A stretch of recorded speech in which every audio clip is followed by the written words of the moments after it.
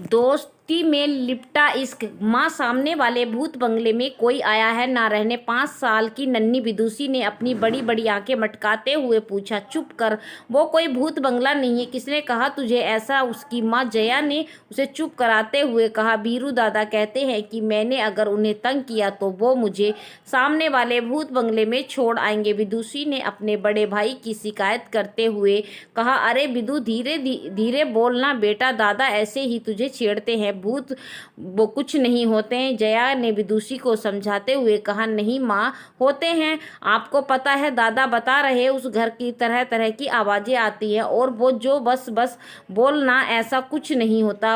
आने दे, इस बीरू के बच्चे को खबर लेती हूँ उसकी मैं। क्या अंट संट तेरे दिमाग में भर रहा है? अच्छा सुन, ये थर्मस लेकर जा और सामने जो आंटी आई हैं उन्हें देकर पकड़ा दे। बोला देना चाय है इसमें, जया ने कहा तो विदुषी ने थर्मस ले लिया। भूत बंगले के बाहर खड़ी है, उन्हीं ही तो देना है, विदुषी ने कंफर्म करते हुए पूछा। अरे विदु, वो कोई भूत बंगला नहीं है। इतने दिन वहाँ कोई रहता नहीं था तो वह खाली पड़ा रहता था। अब तो डरने की कोई बात नहीं है। देखना तुम, एक दिन ये घर भी तुम्हें बाकी घरों के जैसा लगने लगेगा। अब जा, ये थर्मस उन आंटी को पकड़ा और उनके सामने कोई भूत बंगले की बात मत करना। जया ने उसे समझा कर भेजा तो दिया था, पर वो जानती थी कि बच्चे को जिस काम के लिए बोला जाए वो काम वो जरूर कर देंगे, लेकिन इससे ज़्यादा वो विदुषी को नहीं समझा सकती थी। आंटी, ये माँ ने भेजा है। लोडिंग टेम्पो से आते सामान को साइड में रखवाते हुए सरोज को एक बहुत सी प्यारी सी गुड़िया जैसी लड़की ने आकर थर्मस दिया तो वो इतने काम के बीच भी रुक कर उसे देखने में खुद को रोक नहीं पाई। और वो लड़की थी जिसका पूरा ध्यान सरोज पर न होकर घर के अंदर की तरफ था। क्या हुआ बेटा, कुछ खोज रही हो क्या घर में? सरोज ने प्यार से पूछा तो वो सरोज की तरफ देखकर घबरा कर न सर हिलाने लगी। सरोज ने विदुषी के हाथ में थर्मस ले लिया और प्यार से अपने पास बैठाते हुए पूछा। तुम सामने वाले घर में आई हो ना? क्या नाम है बेटा तुम्हारा? सरोज के पहले सवाल पर विदुषी ने सर हिलाकर कहा। दूसरे पर उसने अपनी मीठी आवाज में कहा। मेरा नाम विदुषी है, मैं 5 साल की हूँ। आप मुझे विदु बुला सकती हैं। यहाँ पर सब कोई मुझे विदु ही बुलाते हैं। आपका नाम क्या है?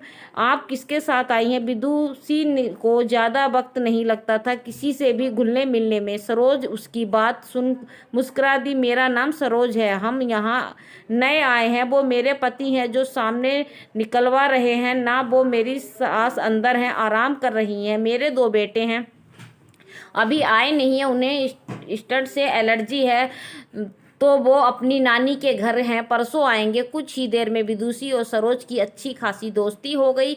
सरोज काम करते करते विदुषी से बातें भी किए जा रही थी। सब सामान निकलवा के सूरज सरोज के पति भी वहीं आकर बैठ गए और चाय पीने लगे।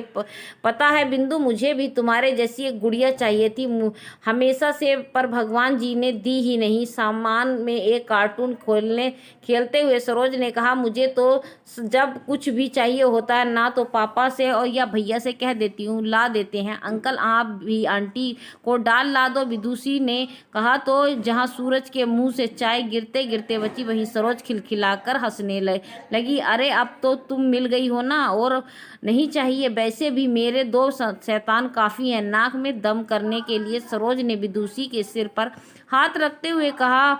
आंटी, आपके भी घर में लड़के हैं, इस पूरी गली में मेरे बराबर तो कोई लड़की नहीं है, विदुषी ने उदास होते हुए कहा।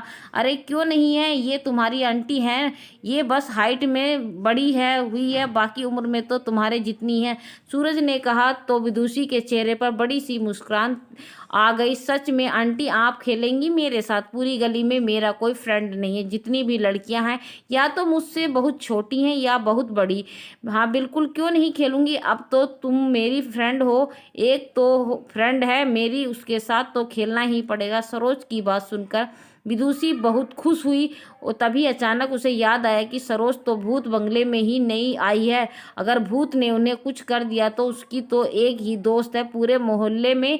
उन नन्ही विदुषी घबरा कर घर के अंदर देखने लगी। क्या हुआ बेटा, तुम ऐसे अंदर क्यों देख रही हो? सरोज ने उसे परेशान देखकर पूछा। आंटी, आप इस घर में मत रहिए, यहाँ भूत रहते हैं। आप मेरे घर में रह लीजिए, मैं पापा से बात कर लूंगी। विदुषी ने मासूमियत से कहा। अच्छा, तो भूत हैं इस घर में? सरोज ने कुछ सोचते हुए कहा। तो विदुषी हम हाँ में सर तो हाँ, बाहर आकर आसपास के घर वालों ने परेशान क्यों नहीं करते? सरोज ने पूछा। अरे आंटी, वो बाहर आने में डरते होंगे, मतलब वो हम सब से डरते हैं इसीलिए बाहर नहीं आते ना? सरोज ने गहराई से सोचते हुए कहा। तो विदुषी ने फिर से हाँ में सिर हिला दिया। तब तो हमें अंदर जाकर उन्हें डराकर भगा देना चाहिए, इस बार सरोज ने कहा। तो विदुषी हैरानी से देखने लगी, जैसे उसने सब बातों का हल निकाल दिया हो। फिर कुछ कंफ्यूज हुई। हाँ मैं सर हिलाने लगी। हम लोग आज ही भूत को भगा देंगे, तुम फिक्र मत करो। ठीक है। सरोज की बात से विदुषी के चेहरे पर मुस्कान तैर गई और वो खुशी से सरोज के पाँव में लिपट गई। 2 दिन विदुषी के बहुत अच्छे निकले। वो स्कूल से आकर सरोज के साथ अक्सर दोनों घरों के बीच के रास्ते पर कोई न कोई खेल खेलती दिखा जाया करती थी, पर भूत वाला डर अब भी पूरी तरह से निकला नहीं था उसके मन से, इसीलिए वो घर के अंदर नहीं जाती थी। विदुषी भी थी बहुत प्यारी, और उससे भी प्यारी थी उसकी बातें, जो किसी के भी दिल को छू जाती थी। अपनी बड़ी बड़ी आंखों को गोल घुमा कर जब वो कोई बात बताती तो उसके अंदाज को देखकर किसी के भी चेहरे पर मुस्कान आ जाती। इन 2-3 दिन के बीच ही विदुषी को अच्छी नहीं लगी। वो भी सरोज की सास अक्सर सरोज पर उनके चिल्लाने की आवाज़ घर के बाहर तक सुनाई दे जाती थी। तब जब वे सरोज पर चिल्लाती, अपने घर में बैठी विदुषी मन ही मन उन्हें बहुत कोसती। आज सुबह विदुषी उठी तो बहुत खुश थी। कल रात को सरोज के दोनों बेटे अर्चित लक्षित घर आ गए थे। इन 2 दिनों में सरोज से काफ़ी कुछ सुन चुकी थी वो उन दोनों के बारे में। वो तो उठते ही घर के बाहर जाना चाहती थी, पर उसे स्कूल जाना था, इसीलिए जया ने बाहर की बजाय उसे बाथरूम में भेज दिया ताकि स्कूल के लिए तैयार हो सके।